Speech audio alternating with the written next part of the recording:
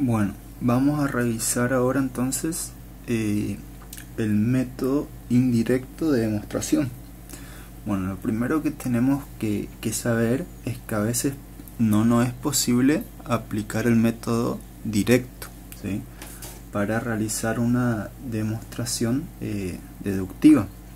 Fíjense que el método directo nos decía que suponíamos las premisas verdaderas y en base a eso llegábamos a la conclusión. Bueno, para suponer las premisas verdaderas nosotros teníamos que partir de aquellas premisas que tenían una sola forma de ser verdaderas. Y fíjense en este caso, ¿sí?, tenemos la premisa 1. La premisa 1, una doble implicación, tiene dos formas de ser verdadera, ¿sí? No podemos comenzar por esta. Y la premisa 2, también una implicación, tiene tres formas de ser verdadera, entonces tampoco podemos comenzar por esa premisa. Por lo que el método directo en este caso nos dificulta aplicarlo a este razonamiento, ¿sí? Entonces lo que nos queda es aplicar el método indirecto, ¿sí? Que el método indirecto sería como la inversa del método directo, ¿sí? Bueno, en sencillas palabras, para aplicar el método indirecto se parte de suponer, ¿sí?, una conclusión falsa y tratar de que las premisas sean verdaderas, ¿sí? Fíjense que en este caso tenemos premisa 1 y premisa 2 que van a implicar a una conclusión. Si la conclusión es falsa y las premisas son verdaderas, estamos ante un razonamiento inválido, ¿sí? Entonces nosotros lo que vamos a hacer es suponer una conclusión falsa.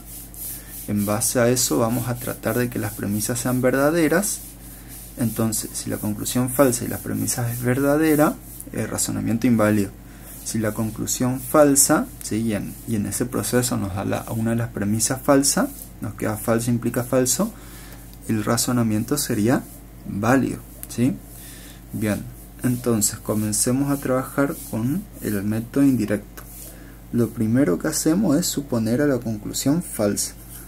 Entonces lo que nosotros necesitamos es que el valor de la conclusión, que es P o Q, ¿sí?, sea falso. Si el valor de la conclusión es falso, en una disyunción tiene que pasar que el valor de P sea falso y también tiene que pasar que el valor de Q sea falso, ¿sí? Bien, entonces en base a esto vamos a analizar la premisa 1 y la premisa 2 y vamos a ver a qué valor de verdad llegamos, ¿sí? Entonces el valor de verdad de la premisa 1 va a estar dado por P doble implicación no Q, ¿sí? Veamos. P es falso, ¿sí? Eso ya lo tenemos. Y no Q, ¿sí? Si Q es falso, no Q va a ser verdadero. Entonces vamos a tener falso doble implicación verdadero. Esto nos terminaría dando falso. Entonces la premisa 1 es falsa, ¿sí? Podemos revisar también la premisa 2.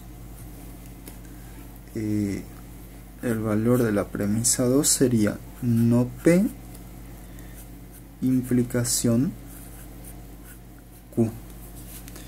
Bien, si P era falso, no P va a ser verdadero y Q va a ser falso.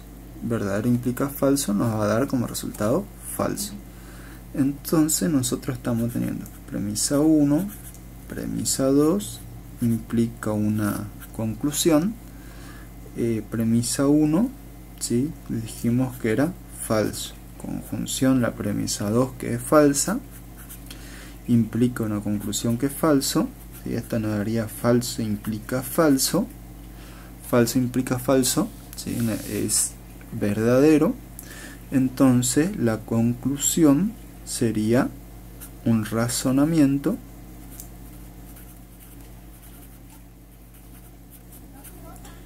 válido, ¿sí?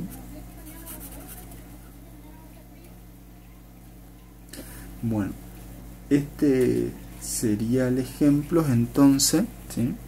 Para el método indirecto.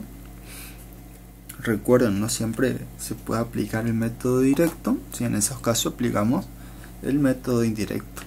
Y si no, tenemos después un análisis más completo que lo vamos a ir viendo, que es el método de la tabla de verdad, ¿sí?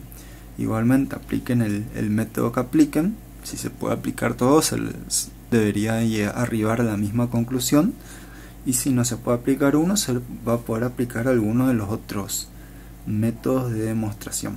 Bueno, esto es un ejemplo, después vamos a hacer un par más para que vean cómo funcionan